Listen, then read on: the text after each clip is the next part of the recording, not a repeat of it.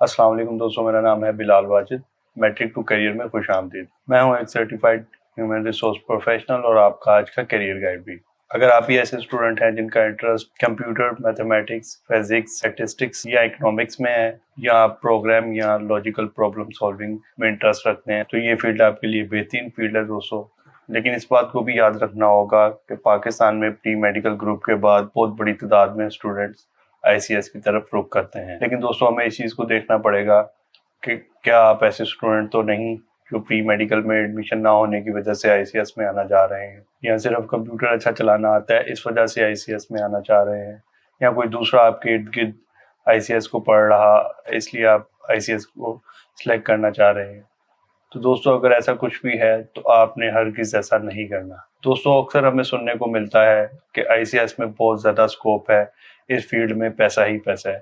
तो ये कहना बिल्कुल भी गलत नहीं होगा, लेकिन दोस्तों, अगर आपकी पर्सनैलिटी, इंटरेस्ट या स्किल्स इस फील्ड से मैच नहीं करती, तो दोस्तों आईसीएस का स्कोप और इसमें पैसा आपके किसी काम का नहीं। जी, तो अब आपको कुछ टिप्स देते हैं इस हवाले से। तो डियर स्टूडेंट्स, आपने अपनी सेल्फ असेसमेंट करनी है। इससे पिछली वीडियो में हमने सेल्फ असेसमेंट का मेथड डिटेल में डिस्कस किया है। आप उस मेथड को खुद पर अप्लाई करें, आप अपना एप्टीट्यूड टेस्ट करें, करियर काउंसलर से गाइडलाइंस लें, आप हमारी प्रोफेशनल करियर सर्विसेज भी ले सकते हैं। जी, तो अब बात करते हैं आईसीएस करने के बाद जो ऑप्शंस और जो करियर हमारे पास होते हैं वो वन बाय वन आपको समझाते हैं दोस्तों। जी, तो सबसे पहले हम बात करते हैं दोस्तों BScs यानी बैचलर्स इन कंप्यूटर साइंस। इस फील्ड में हम एल्गोरिथम्स को पढ़ते हैं, प्रोग्रामिंग को पढ़ते हैं, सिस्टम डिज़ाइन को पढ़ते हैं। तो बेसिकली इसमें हम सीखते हैं कि जब डाटा सर्चिंग की जाती है तो हमें किस किस्म की इंफॉर्मेशन दिखाई जाती है, या उस दौरान कोई प्रॉब्लम आ जाए तो सिस्टम उसको कैसे रिजॉल्व करेगा। और इसके अलावा दोस्तों, हमें सिखाया जाता है कि कंप्यूटर से ऑटोमेटिक काम लेने के लिए किस तरह से कंप्यूटर को इंस्ट्रक्शंस दी जाती हैं। और इसके अलावा दोस्तों, हम सीखते हैं कि एक बड़े सॉफ्टवेयर या एप्लीकेशन का डिज़ाइन कैसे तैयार किया जाता है, बेसिकली उनके ब्लूप्रिंट्स कैसे तैयार किए जाते हैं, और फर्दर सॉफ्टवेयर में या एप्लीकेशन में क्या चीज़ें कैसे काम करती हैं। इसके बाद दोस्तों, हम बात करते हैं BSIT की,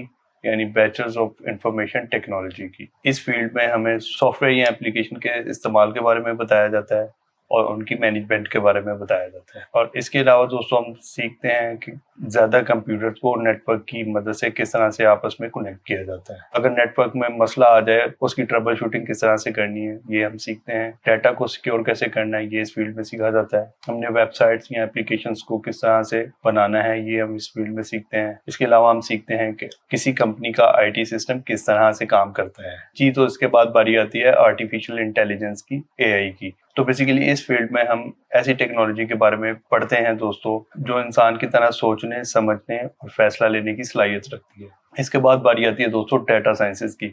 तो डाटा साइंसेस में बेसिकली हम पढ़ते हैं बहुत बहुत बड़ी कंपनीज के बहुत बहुत बड़े डाटास में से किस तरह से ठीक इन्फॉर्मेशन ली जाती है और किस तरह से डिसीजन मेकिंग की जाती है। ये सारा कुछ हम डाटा साइंसेस की फील्ड में पढ़ते हैं दोस्तों। इसके बाद बारी आती है दोस्तों साइबर सिक्योरिटी की।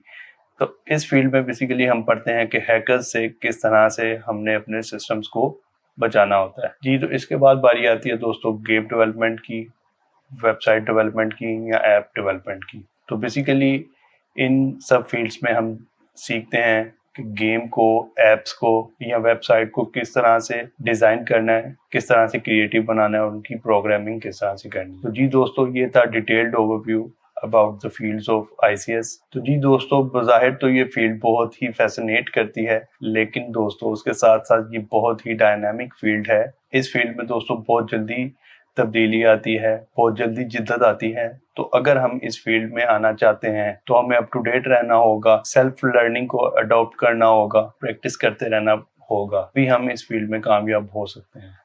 और इसके अलावा दोस्तों, ज़्यादा अहम चीज़ है कि हमें प्रैक्टिकल नॉलेज गेन करना होगा। उसके लिए हमें कंपनीज में जाना पड़ेगा, हमें सॉफ्टवेयर हाउसेस में जाना पड़ेगा, हमें इंटर्नशिप्स करनी पड़ेगी ताकि हमें प्रैक्टिकल नॉलेज हासिल हो अबाउट द फील्ड। और सबसे अहम स्टेप है दोस्तों कि हमें एक अच्छा इंस्टीट्यूट, हमें एक अच्छा कॉलेज या अच्छी यूनिवर्सिटी सेलेक्ट करनी होगी आईसीएस को पढ़ने के लिए। जी, तो आईसीएस की फील्ड में कदम रखने वाले स्टूडेंट, आप अपनी मर्जी से इस फील्ड को सिलेक्ट करें, भेड़ चाल का हिस्सा ना बने। आज का लिया हुआ डिसीजन अगर लॉजिकल और इन्फॉर्म्ड होगा तो कल एक अच्छा करियर इंशाल्लाह आपका होगा। तो मैट्रिक टू करियर में अभी तक के लिए इतना ही। अगली आने वाली वीडियोस में आपकी मजीद करियर गाइडलाइंस के हवाले से रहनुमाई करते रहेंगे। शुक्रिया, अल्लाह हाफिज।